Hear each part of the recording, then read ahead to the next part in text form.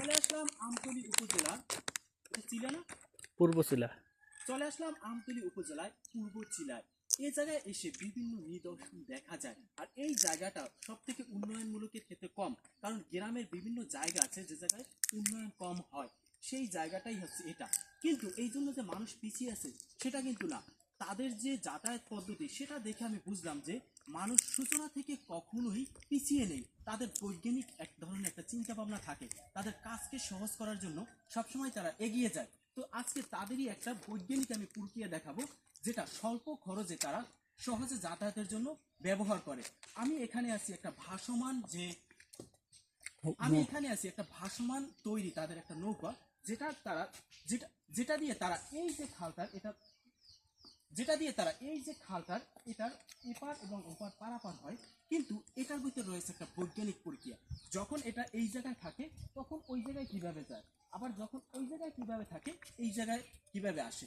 তাদের কৌশলগুলো দেখলে আপনারা অবাক হয়ে যাবেন। আজকে তাদের কিছু কৌশল দেখাই আপনাদের, যেক্ষেত্রে আজকে টানতে খুলে যাওয়া লাগবে। আজকে তাদের কিছু আজকে এই কৌশলটাই আপনাদের দেখাবো।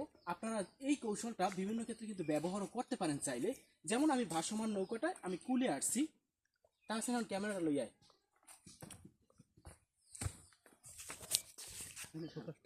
ওইখানে খারাপ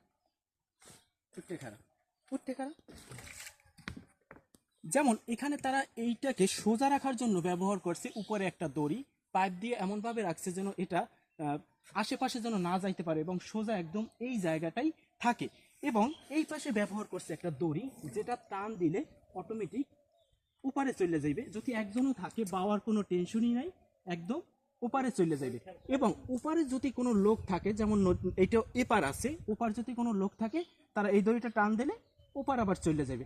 আবার এ পাশেও রাখা হয়েছে আর একটা দড়ি, মানে যদি আপনি যেখানেই থাকেন না কেন দড়ি ধরে টান দিলে অটোমেটিক কিন্তু এটা আইসা পড়বে।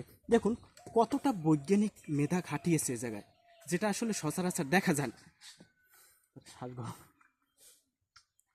যেটা সচরাচর দেখা যায় না। এছাড়াও এটা যেন নষ্ট না হয়ে যায়, সবসময় যেন ভালো থাকে, এই জন্য নিচে ব্যবহার করা হয়েছে ট্যাঙ্ক, যেগুলো প্লাস্টিকের তৈরি, কখনোই পচবে না এবং সবসময় ভালো থাকবে। আমার মনে হয় এটা যদি এখানে থাকে দীর্ঘ 10 থেকে 15 বছরে এখানে কিছু হবে না, শুধুমাত্র উপরের কাঠটা পরিবর্তন করতে হবে, আর কোনো আমি পরিবর্তন দেখি না। দেখুন মানুষ কতটা এগিয়ে, বৈজ্ঞানিক দিক থেকে মানুষ কখনোই পিছিয়ে নাই, সবসময় মানুষ নতুন কিছু তৈরি করার চেষ্টা করে। আর এখানে অউন্নত থাকা সত্ত্বেও মানুষ কিন্তু তাদের যে সহজ পথে চলাচল করার জন্য কার্যক্রমটা সেটা কিন্তু তারা সহজেই করে নিছে বৈজ্ঞানিকের মাধ্যমে। তো আল্লাহ হাফেজ।